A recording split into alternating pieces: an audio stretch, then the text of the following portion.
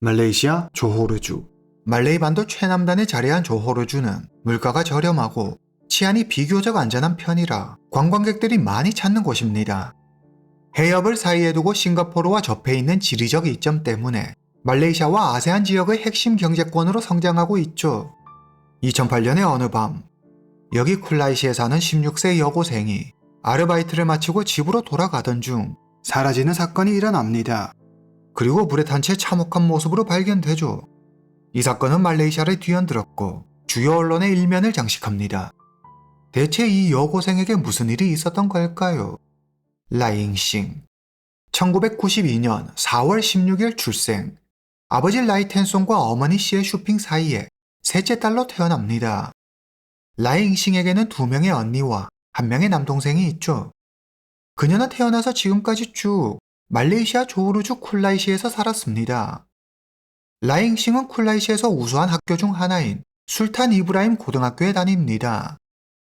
가정 형편이 그리 넉넉한 편은 아니었지만 자상한 부모님 덕분에 라잉싱은 밝은 아이로 자랄 수 있었습니다. 라잉싱은 어릴 때부터 예쁘장한 외모로 동네에서 유명했는데 중학교 때는 얼짱으로 학교에서 인기가 대단했습니다. 특히 남학생들 사이에서 인기가 많았는데 키 크고 잘생긴 남자친구도 사귀게 되죠. 라잉싱은 얼굴만 예뻤던 게 아니라 공부도 꽤 잘했습니다. 성적도 늘 상위권을 유지했죠. 거기다 춤까지 잘 추는, 한마디로 못하는 게 없는 팔방미인이었습니다. 이렇게 완벽한데도 라잉싱은 친구들 앞에서 우쭐대거나 잘난 척하지 않고 겸손하고 성실의 또래 친구들뿐만 아니라 선생님들도 그녀를 모두 좋아했다고 하죠. 그녀는 부모님을 돕고자 학교 수업이 끝나면 쇼핑몰 옷가게에서 아르바이트를 했습니다.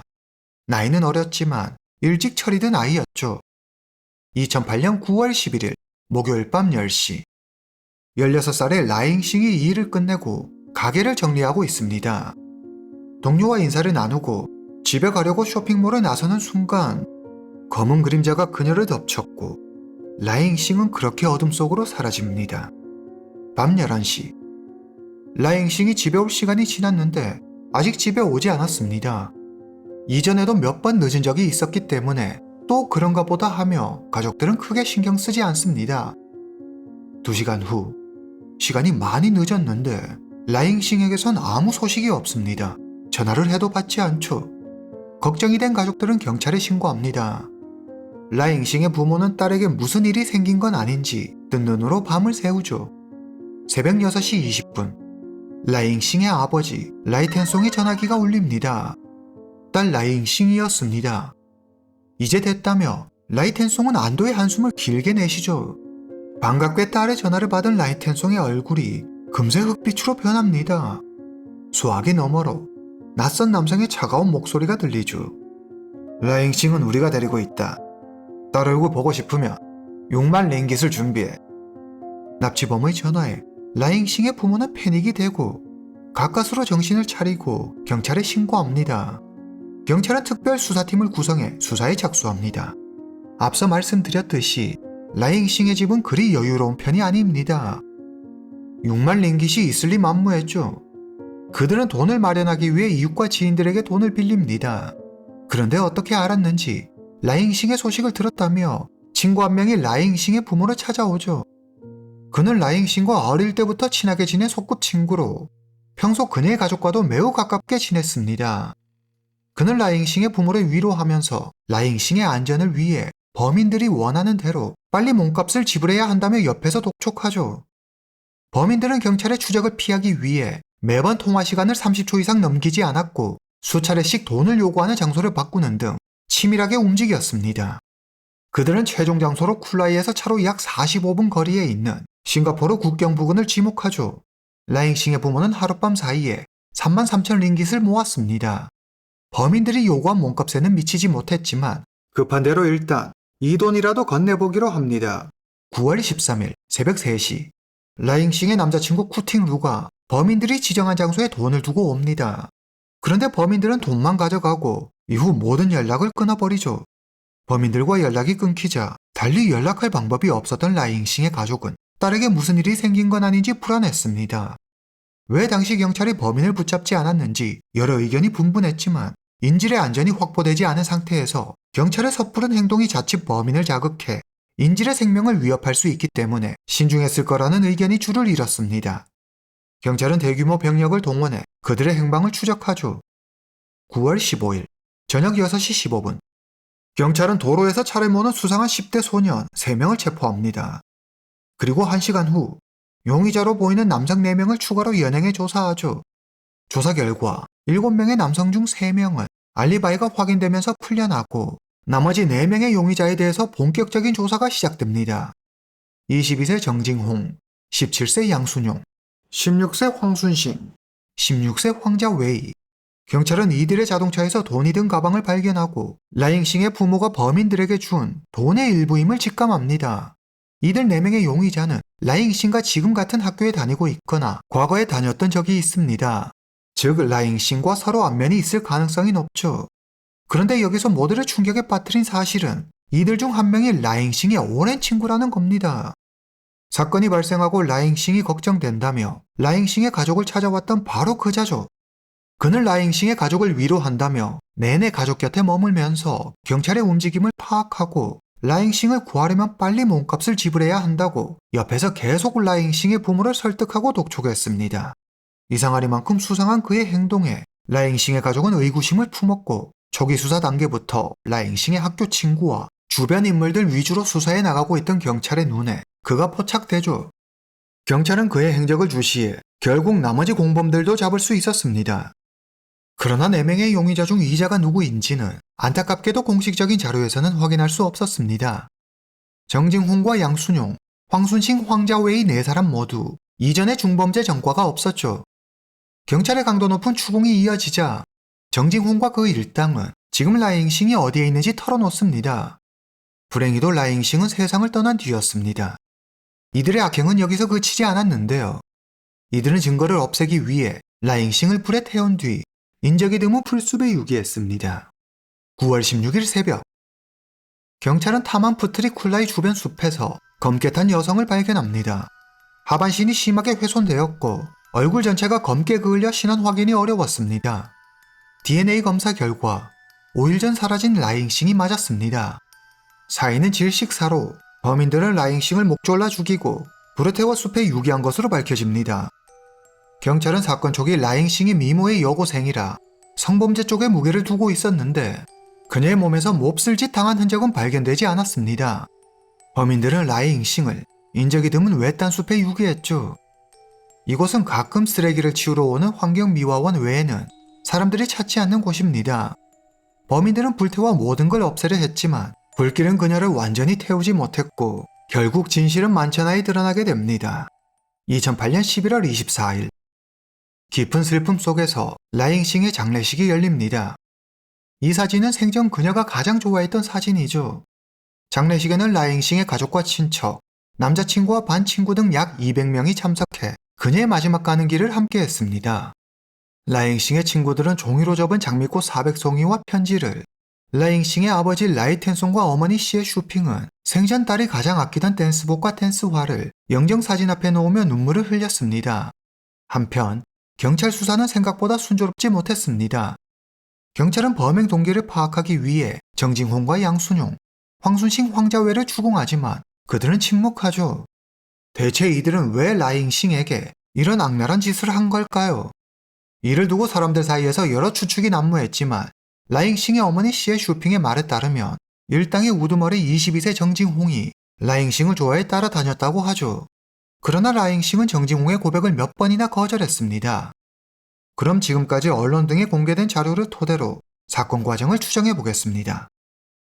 정징홍은 라잉싱에게 좋아한다며 자기 마음을 여러 번 고백합니다. 그러나 번번이 거절당하죠. 자존심이 상할 대로 상한 정징홍은 본때를 보여주겠다며 양순용, 황순싱, 황자웨이와 함께 그녀를 납치합니다. 라잉싱을 납치하는 데 성공한 정씨 일당은 라잉싱의 가족에 연락해 그녀의 몸값을 뜯어내는 데 성공하죠. 라잉싱을 이대로 돌려보내면 자신들을 알고 있는 그녀가 경찰에 신고할 게 뻔했기 때문에 정씨 일당은 자신들의 범행을 은폐하기 위해 라잉싱을 살해하고 불에 태워버립니다.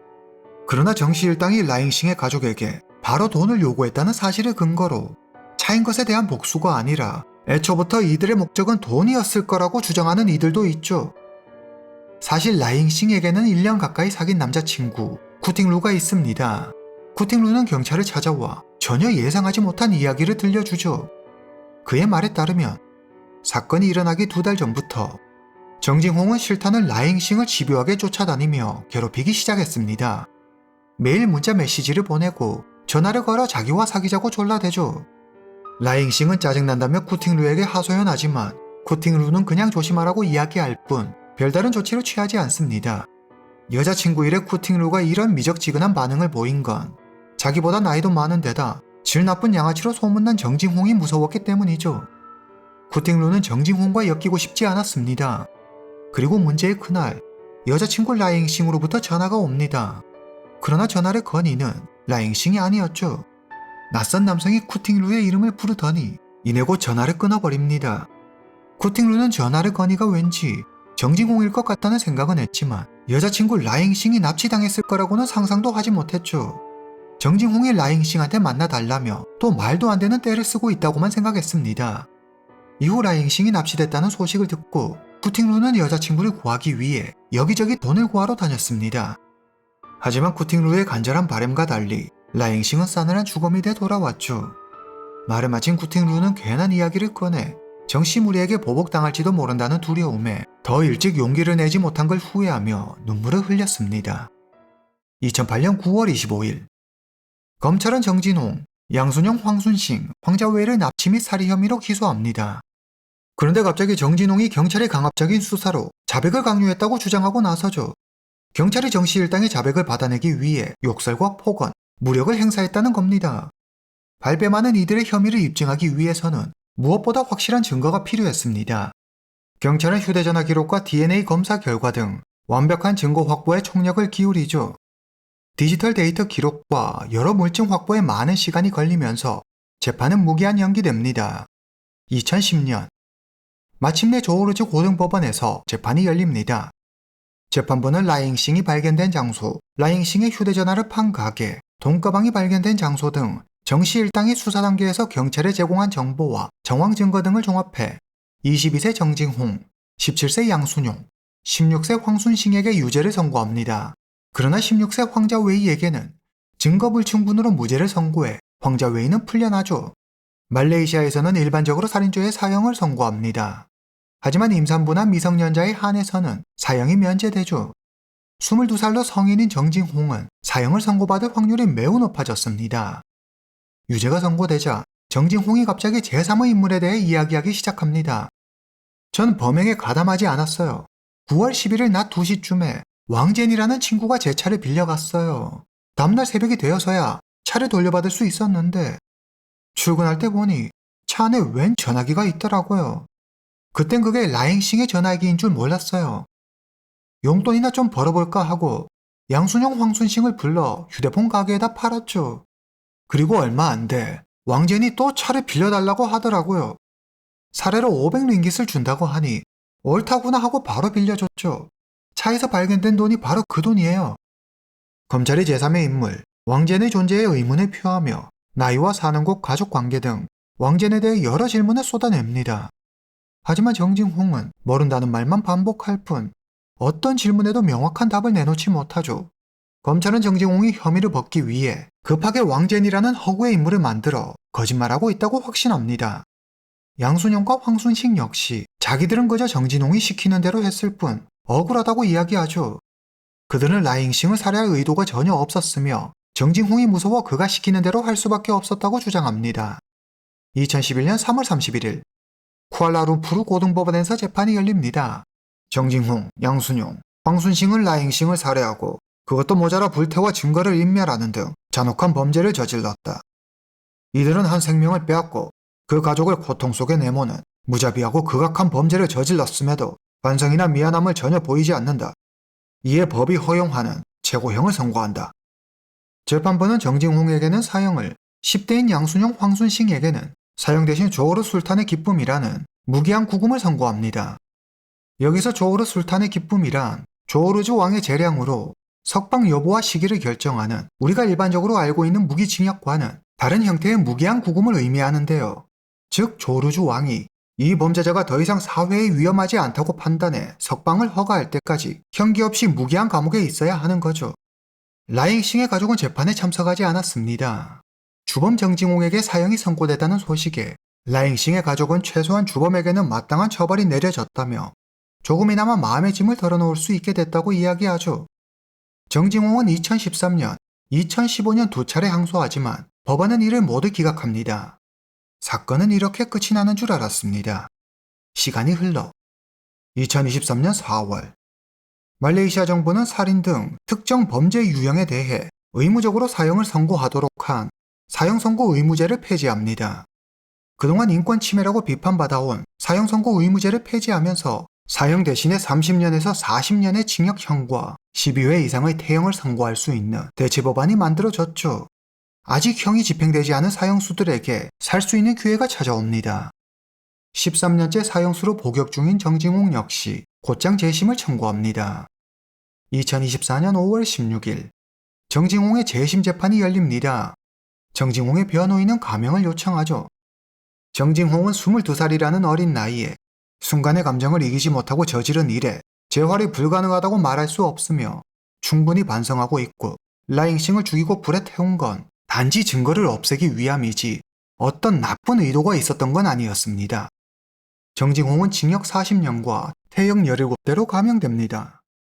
이대로라면 정징홍은 체포된 2008년 9월에서 40년 후인 2048년 9월에 형기를 마치게 되죠. 그는 62세가 되면 사회에 나오게 됩니다. 만약 운이 좋아 모범수로 뽑힌다면 더 일찍 나올 가능성도 있죠. 정징홍의 감형 소식에 유족들은 분노하며 피해자를 보호해야 할 의무가 있는 나라가 피해자인 자신들에게 오히려 정신적인 고통을 주고 있다며 강하게 반발했습니다. 검찰도 감형 대신 사형을 유지해 줄 것을 재판부에 요청했지만 재판부는 새로 바뀐 법률에 따라 재량권을 행사하죠. 해당 소식을 들은 말레이시아인들 역시 분노했습니다. 정징홍은 아직 유족에게 사과 한마디 하지 않았습니다. 사람들은 그가 출소한다면 제일 먼저 라잉싱 가족을 찾아가 복수할 거라며 걱정했죠. 공범으로 무기한 감금 처분을 받았던 두 명의 소년범 양순영, 황순싱은 어떻게 됐을까요? 이들의 재심이나 감형 소식은 전해지지 않고 있습니다. 양순영, 황순싱은 형기가 정해져 있지 않아 언제든 출소할 수 있습니다. 그러나 이 말은 언제 출소하게 될지 모른다는 말과도 같죠. 운이 나빠 왕이 허락하지 않는다면 정징홍보다 더 오래 감옥에 있을 수도 있습니다. 사람들은 이게 과연 정당한가 법의 형평성에 의문을 제기하고 있습니다. 오늘 이야기는 여기까지입니다. 다음 시간에 뵙겠습니다.